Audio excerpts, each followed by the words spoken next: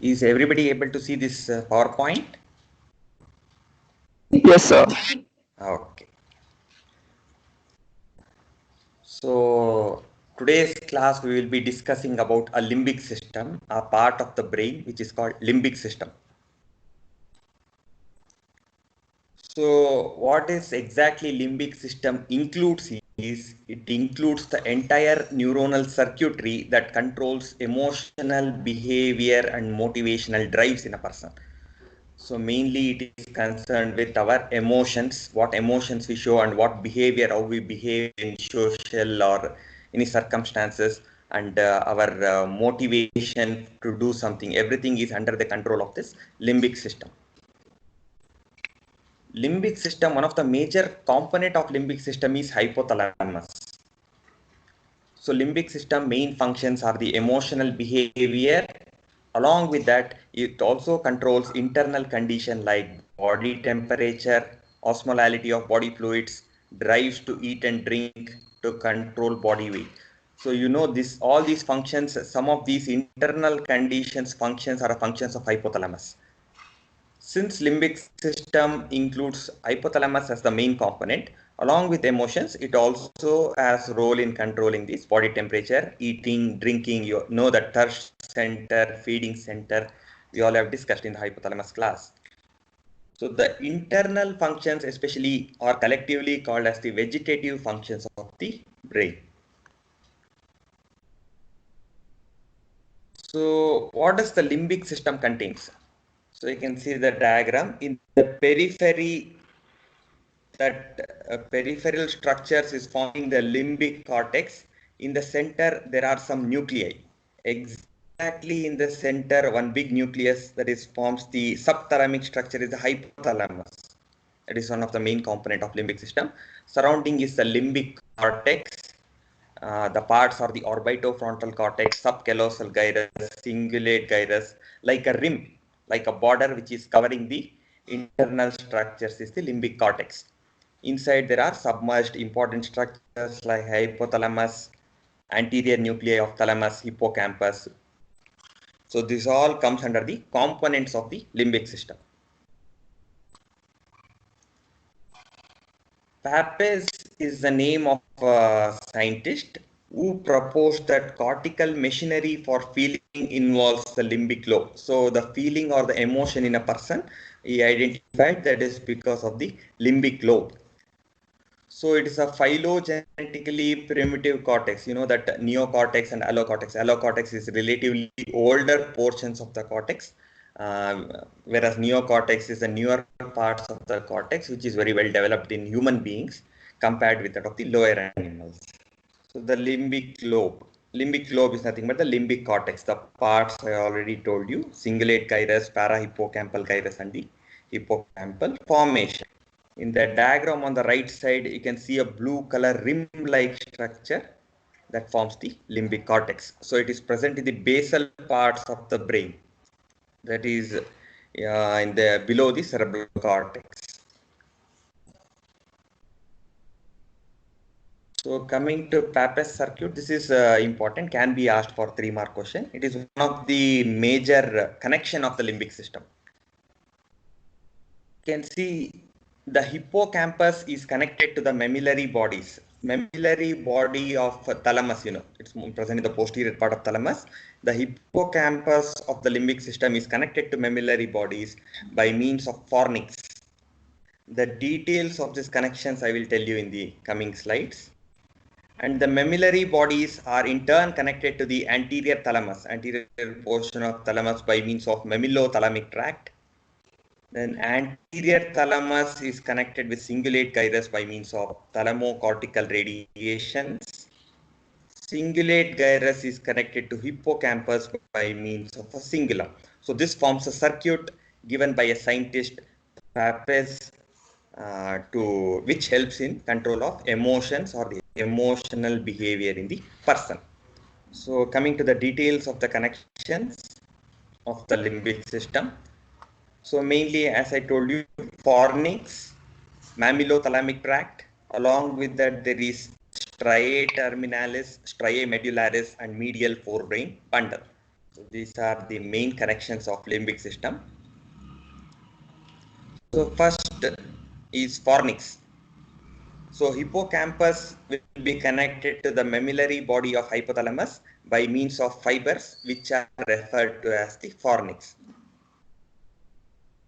So you can see in this diagram, the fornix is this structure which connects the hippocampus to the mammillary body. Next is mammillothalamic tract, which connects the mammillary body to the anterior nuclei of thalamus. The third important connection is the medial forebrain bundle. It's a major pathway of the hypothalamus. Since hypothalamus is also a main component of limbic system, so it also comes under this. It consists of both ascending fibers and descending. Ascending means it will be towards the cortex and descending will be towards the midbrain and other structures. Descending fibers beginning in the anterior olfactory areas and end in the hypothalamic nucleus and raphe nucleus. Descending fibers are mainly related to basic emotional drives and to the sense of smell. What I found out is limbic system plays an important role in olfaction, smell. This limbic system playing a role in olfaction is very well developed in lower animals like dogs in comparison with that of the human beings. So ascending fibers arise from midbrain and project to hypothalamic and preoptic nuclei. They carry visceral impulses to the hypothalamus. So this is the medial forebrain bundle. So this diagram, you can see the medial forebrain bundle in the center, that blue color exactly in the center. Surrounding there are other connections like striae terminalis. Striae terminalis arises from amygdaloid body, the bulb-like structure here. This is the amygdaloid body. From there, the striae terminalis is arising and reaches over the thalamus to terminate in the preoptic and anterior nuclei of hypothalamus. So these are the 5 important connections of hypothalamus.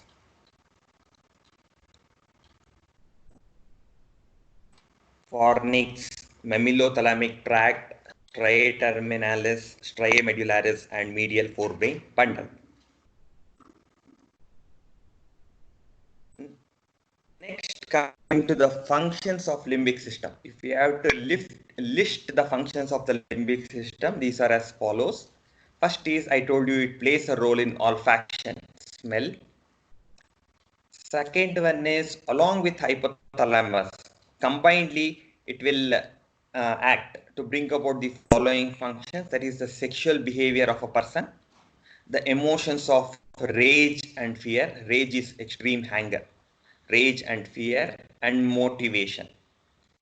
Third one is it produces autonomic effects, particularly changes in BP and respiration.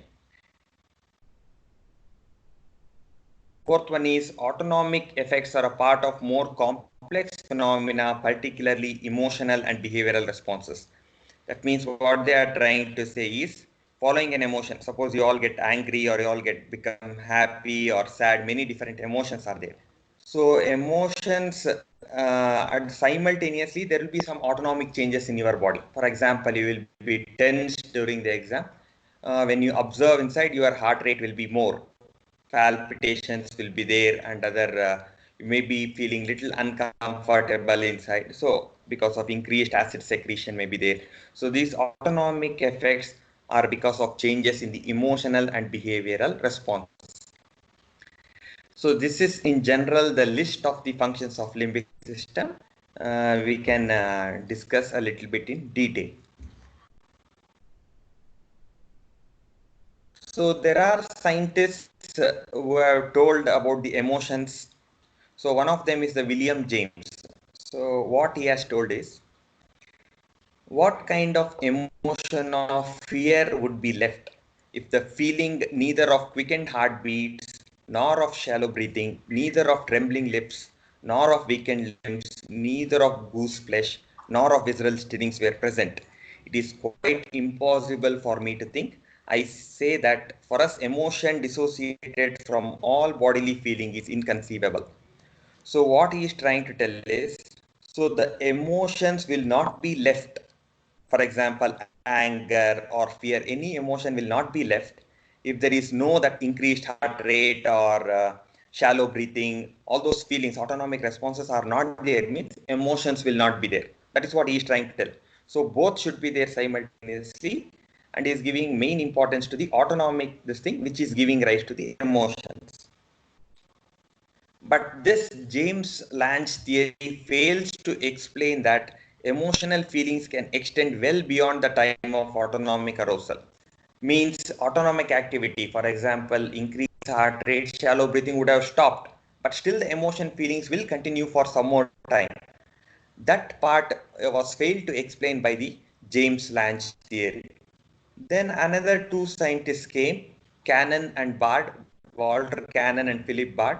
What they told was visceral sensation. This cannot account for emotion.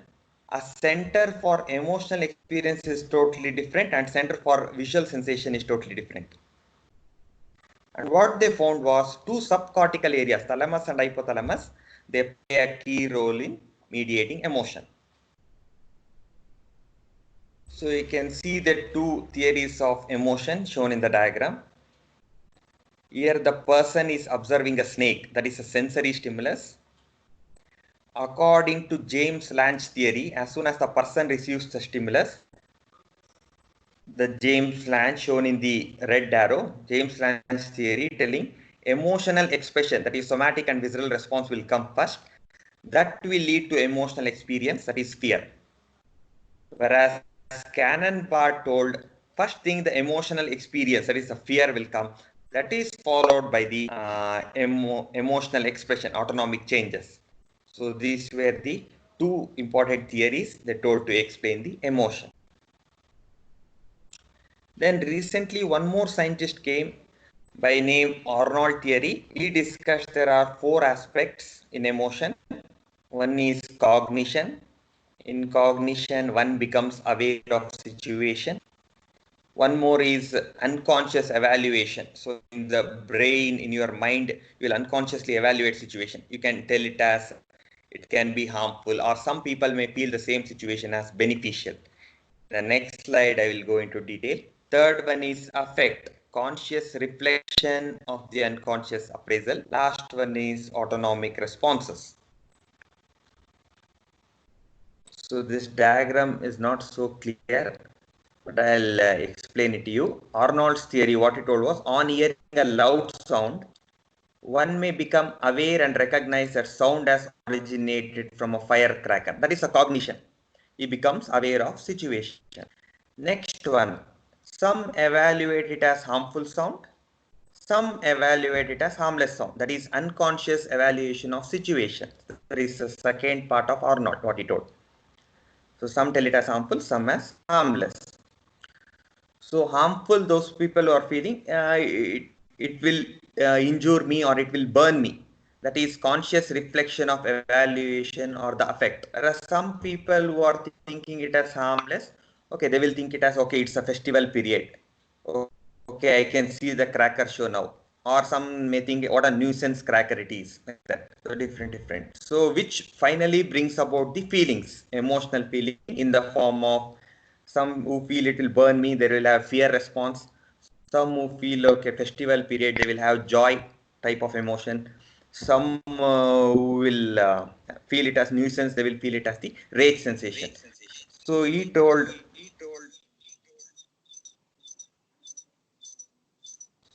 so these are the four components of emotion according to the Arnold theory: cognition, unconscious evaluation, affect, and autonomic responses.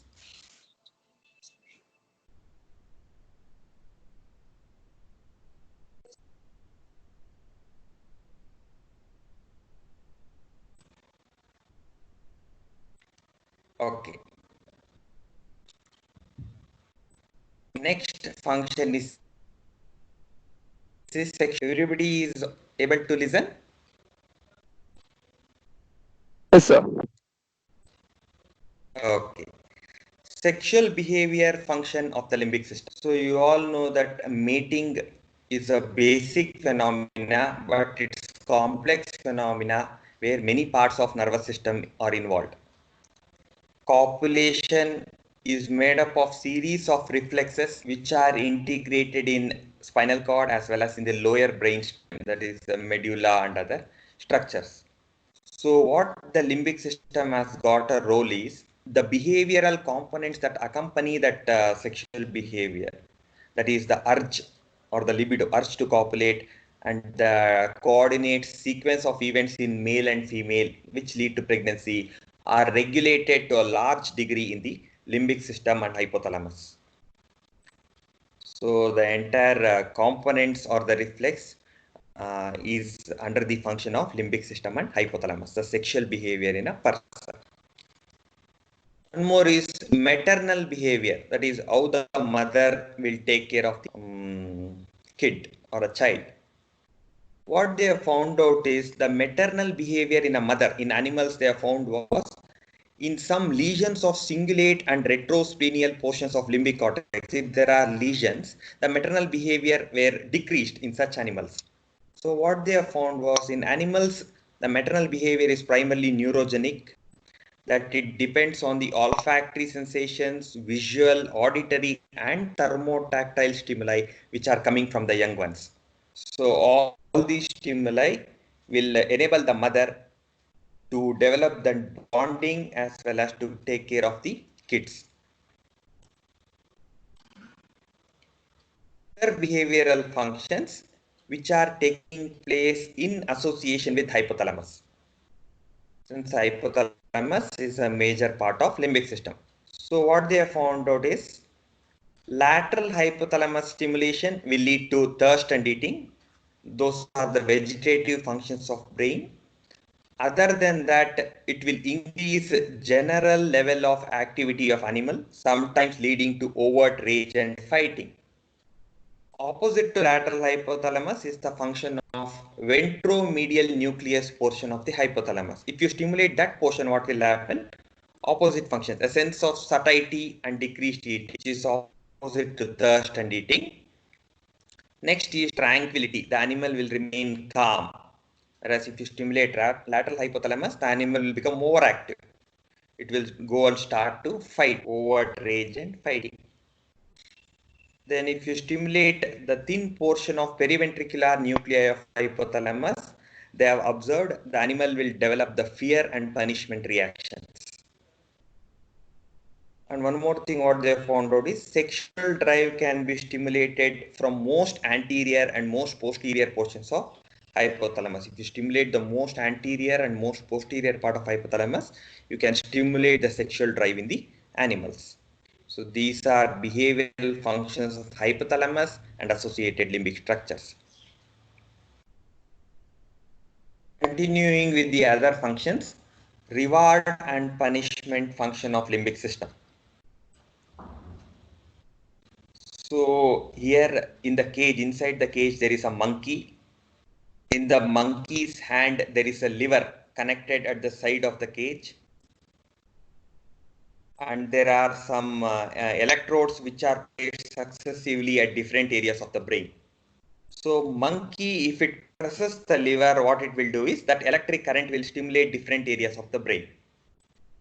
Suppose that stimuli which are if stimulating that particular areas of the brain, if it is giving the sensation of reward, what the monkey will do is it will go on pressing the lever again and again. So through this experiment, what they found out was the reward centers. If they place the electrodes in these areas, the animals will go on pressing the lever again and again. Which are these areas? The reward centers are located along the course of medial forebrain bundle, especially in the lateral and ventromedial nucleus of hypothalamus. If we place the electrodes in these following areas in the monkey, the animal will press the lever again and again so that it will get the feeling of reward. Nice feeling it will get, pleasurable feeling it will get. Whereas exactly opposite, what they can do is, if they place the electrodes in some other areas they have placed, and where the animal, if it press the electrode, it will get punishment response. For example, it will get signs of displeasure, fear, terror, pain, punishment, and even sickness. The animal may feel sick. The same experiment only, they have kept the electrodes in some other areas. So what they have found out is through this experiment, the punishment areas are present in the central gray area surrounding aqueduct of Sylvius in the mesencephalon, and they are extending upward into the periventricular zones of hypothalamus and thalamus. So these are the punishment and escape centers which are present in the brain. And one more thing, what they have found out was when you stimulate the punishment centers, it will frequently inhibit the reward center and pleasure centers completely. That shows that punishment and fear can take precedence over pleasure and reward. Means they will be more powerful. These punishment centers will be more powerful in comparison with that of the reward centers. So why did this experiment and found out the reward center and punishment center? Because they found out that this reward and punishment is very important for an individual in learning his behavior. For example, if we are doing something that is rewarding, if a child does some homework, his or her mother will tell that I'll give you chocolate or some reward, I'll get you a cycle, bicycle or something, some reward if it gets, we continue to do it. But if it is punishing, if we touch some switch or something which is giving electric shock, if it is punishing, we try to stop doing it. So all those things will help in uh, changing the behavior of a person. We learn from that. So it should be either rewarding or it should be either punishing. So reward and punishment centers play a role in controlling our body activities, our drives, our emotions, our motivations. Everything is dependent on either reward or punishment.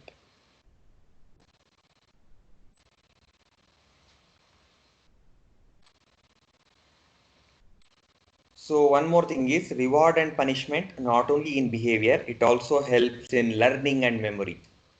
How? There are two components, habituation and reinforcement. Suppose you imagine a sensory experience, you do some work or any experience you get in life, which does not elicit a sense of either reward nor punishment. So if you go on repeating the stimulus, they have done it in animals and they have found out, if they go on repeating the stimulus over and over, what it will do is there will be almost complete extinction of cerebral cortical response. The animal just becomes habituated to that specific sensory stimulus, and after some time, after you give repeated stimulus, the animal starts ignoring it because it is not creating any reward sensation, neither punishment sensation in the animal. So animal will start ignoring that particular stimulus if you repeat the stimulus over and over again. That phenomena is called habituation. Whereas on the other hand, on the opposite, if the stimulus is producing reward or punishment, what it will do is cerebral cortical response becomes more and more with repeated stimulus. Such a phenomena is called as reinforcement, opposite of the habituation. The animal in this case will develop strong memory traces because it would have got either reward or punishment. So the memory traces will be there more for such sensory stimulus. So that's how they found out that reward and punishment centers of limbic system have much to do with selecting the information what we learn. So that was the role of limbic system, the reward and punishment centers to be specific in learning and memory. Okay, those were the main functions of limbic system. Other structures of limbic system are also there. For example, hippocampus. It is one important part of limbic system.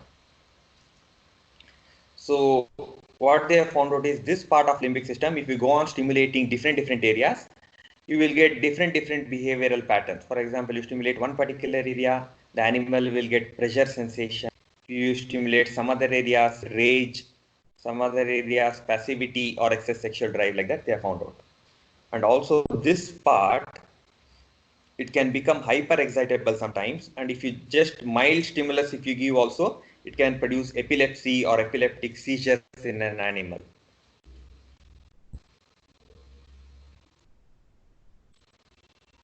Coming to the functions of this part of limbic system, it is an additional channel through which incoming signals can lead to appropriate behavioral pattern. So it is also contributing to the function of limbic system, that is emotional behavior. It is an additional channel. Second is this part of the brain. It helps in memory consolidation.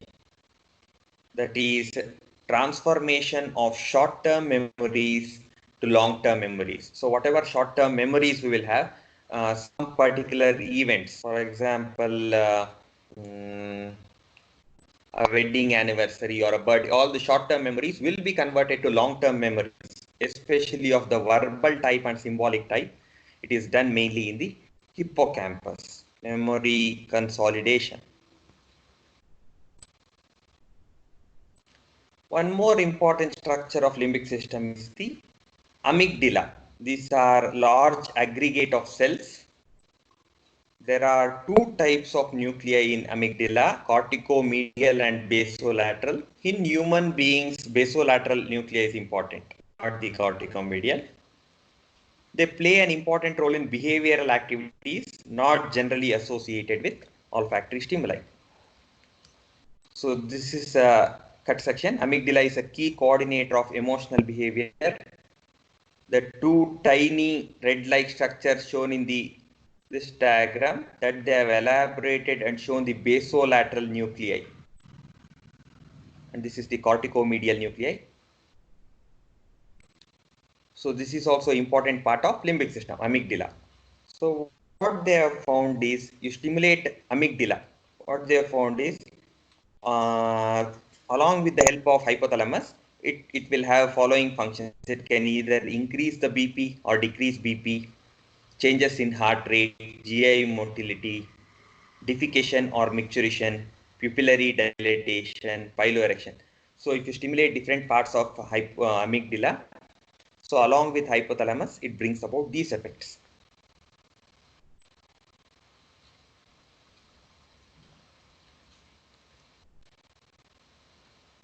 So also they have found out that if you specifically stimulate only hypothalamus, also you will get certain types of involuntary movements if you stimulate the separate portions of the hypothalamus. Those are the tonic movements, like raising the head or bending the body, circling movements, clonic rhythmical movements, and different movements associated with olfaction and eating, like licking, chewing, and swallowing. So if you stimulate different parts of amygdala in an animal, you can observe all these movements occurring in an animal. Tonic movements, circling movements, clonic rhythmic movements, and movements associated with olfaction and eating, like licking, chewing, and swallowing. Along with that, they have found that if you stimulate certain amygdaloid nuclei, there will be a pattern of rage, escape, punishment, severe pain, and fear. So all these punishment type of reactions will be elicited in an animal. Whereas if you stimulate some other amygdaloid nuclei, they have found out that there will be reactions opposite to that, reward and pleasure. So amygdala has got all these functions separately. Though it is a component of limbic system, it itself individually can bring about these functions in addition to that of the limbic system.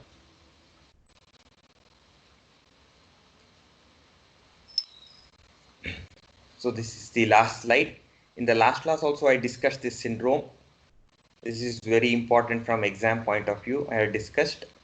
It's called Kluver-Bucy syndrome.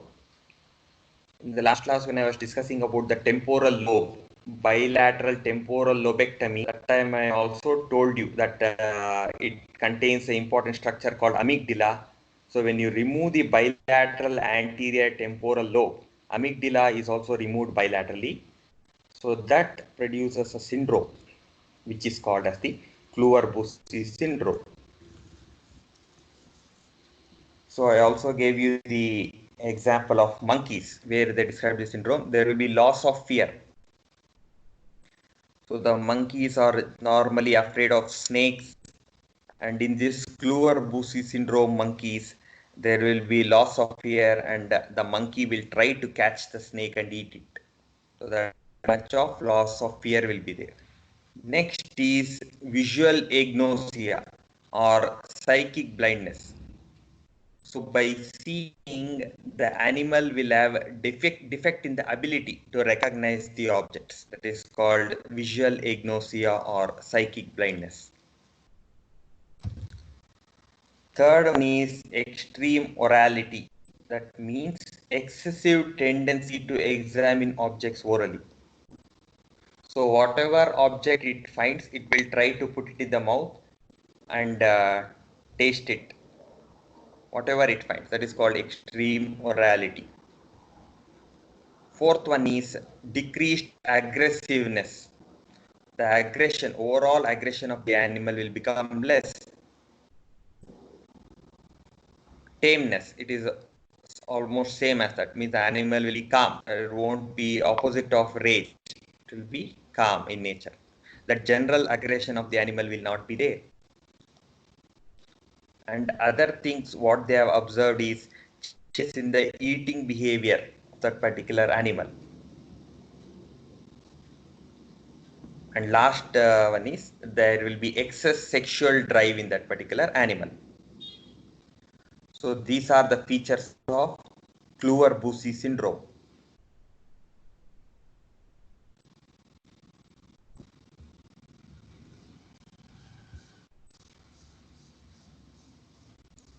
Kluver-Bucy syndrome seen in cases of bilateral anterior temporal lobe removal or removal of both the amygdalas. This is the important question from the exam point of view. So in this topic of limbic system, the important questions will be the components of limbic system. That is this diagram showing the important components of limbic system. And they can also ask you this Pepes circuit. They can ask you the general functions of this limbic system. This slide.